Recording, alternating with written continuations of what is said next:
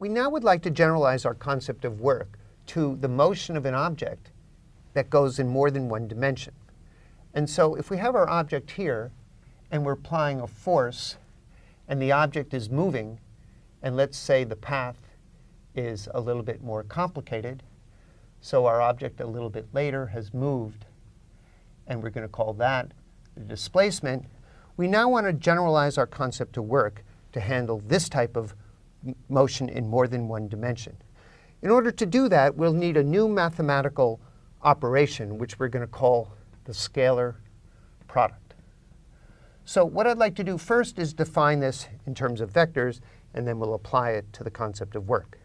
So suppose I have two vectors, A and another vector B, and they're separated by an angle theta. And in this case, our theta, we're going to just take it between 0 and pi. Now, I'd like to talk about how much one vector projects in the direction of the other. So if I call this the parallel component of B, then I want to define a quantity which we're going to call the scalar product of A dot B, which is the magnitude of A times the amount of B that is in the direction parallel to A. Now, from our geometric diagram, you can see that B parallel is equal to the magnitude of B times cosine of theta. Now, remember, theta is going from 0 to pi, so this quantity, B parallel, can both be positive or negative. If theta is between 0 and pi over 2, then in that range, the cosine goes from 1 to 0, and this quantity, B, will be greater or equal to 0, B parallel. If theta is going from pi over 2, theta to pi, then we have that B parallel is less than or equal to 0.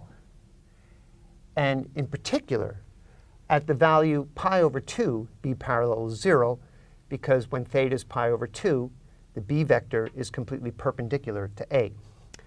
And this is what we're going to define to be the scalar product. But geometrically, we can also look at, let's draw our pictures again, A and B. And now let's consider how much of A is parallel to B. So that's A parallel. And if this is the angle theta, we see that A parallel here, and I'll write it as A parallel, is the magnitude of A times cosine of theta. And so I can also define A dot B as equal to how much of A is parallel to B times the magnitude of B. Now, in both of these instances, because B parallel is the magnitude of B cosine theta, and A parallel is the magnitude of A cosine theta, what we're writing is that A dot B is the magnitude of A cosine theta, magnitude of B.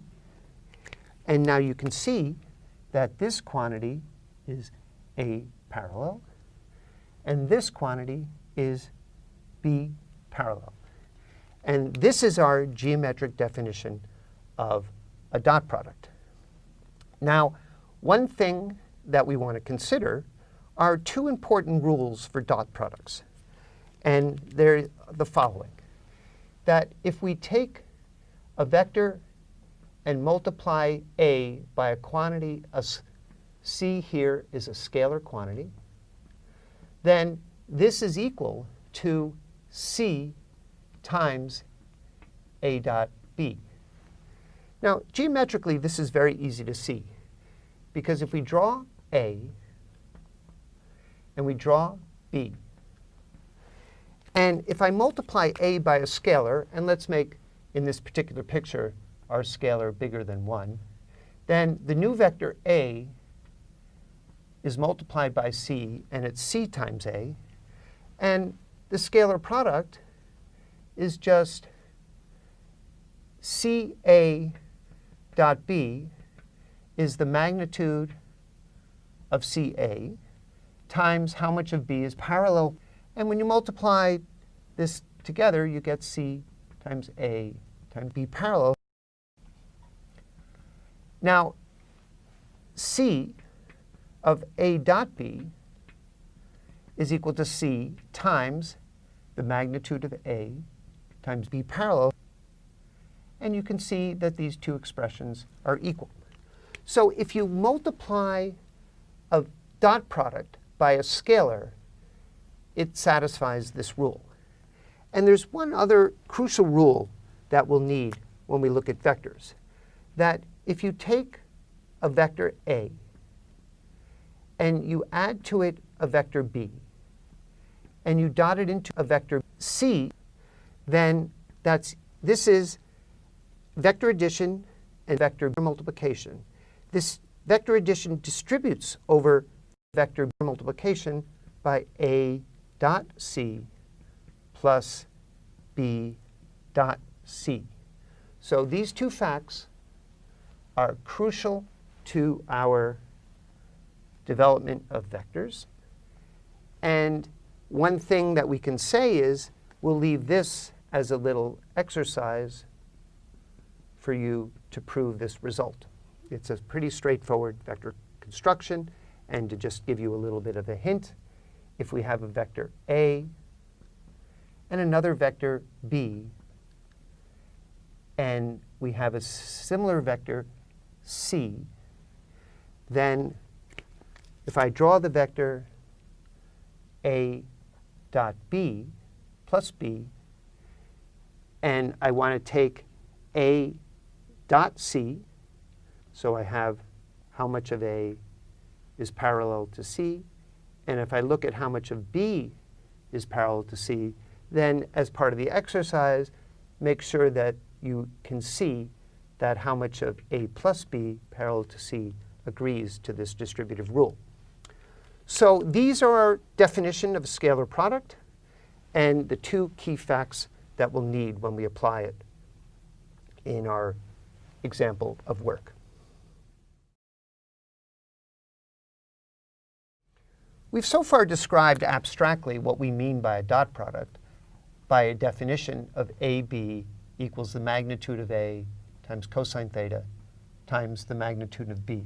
But many times in physics problems, we actually have vectors in space, and we want to see how to do this in terms of a Cartesian or any coordinate system in particular.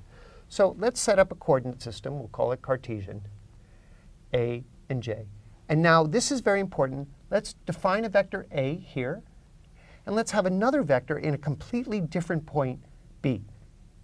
We still can take the dot product of these two vectors. But in order, this is our plus x plus y, and I'm only doing things in 2 dimensions.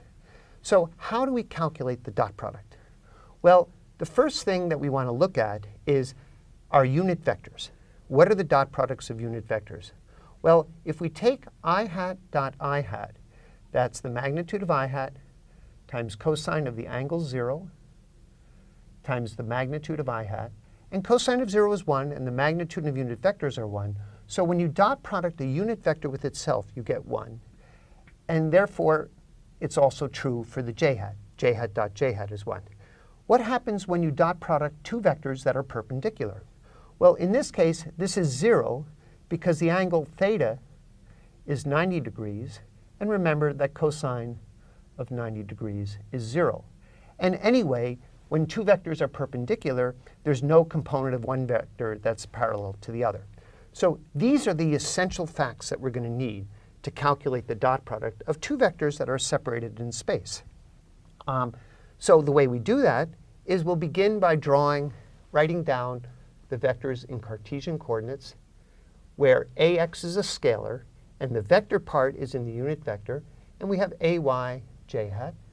And likewise, we can write b as bx I hat plus by j hat. And now when we take the dot product of these two vectors, we're going to write out all the terms here so that you see them. So here is our scalar or dot product. We use those words interchangeably. Now notice that we've already shown that the dot product distributes over vector addition. And also, if you multiply a scalar by a vector, you can pull the scalar out. So there's 4 terms here. ax I hat dot bx I hat plus ax I hat dot by j hat plus ay j hat dot bx I hat. This is a little tedious to write out. By j hat. And now, because these are scalars, we can pull them out. And the only part of a dot product that matters is how the unit vectors dot. And that's why we have these 2 results. I hat dot I hat is 1, j hat dot j hat is 1, and I hat dot j hat is 0. So the first term is ax bx. I hat dot j hat is 0, so we don't need that. J hat dot I hat is 0. And finally, j hat dot j hat is 1, and so we get plus ay by. And that's how we define the dot product in Cartesian coordinates of 2 vectors. Now notice that if we dotted a vector, a dot with itself, that would just be ax plus ay, which is the components squared. And that's equal to the magnitude of the vector squared. And so we can say that the magnitude of the vector, of any vector, is you take its dot product with itself, you take the square root, but remember, we always take the positive square root because magnitudes are positive. And that's how we calculate the scalar product for vectors. And many times in the application of physics, when we have physical quantities that are vectors in different places, we use vector decomposition, and we use this procedure. We'll learn how to do this. This is the Cartesian picture. We'll learn how to do that in polar coordinates when we need it later on.